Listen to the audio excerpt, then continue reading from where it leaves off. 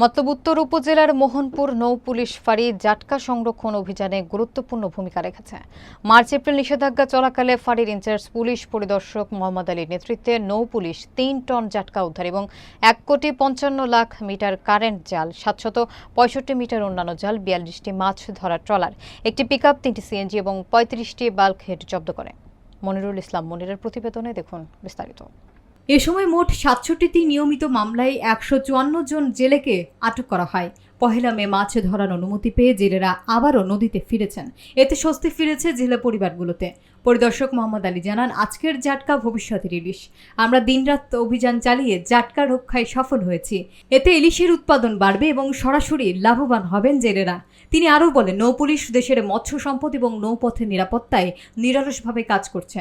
অবৈধ জালের বিরুদ্ধে আমাদের অভিযান অব্যাহত থাকবে।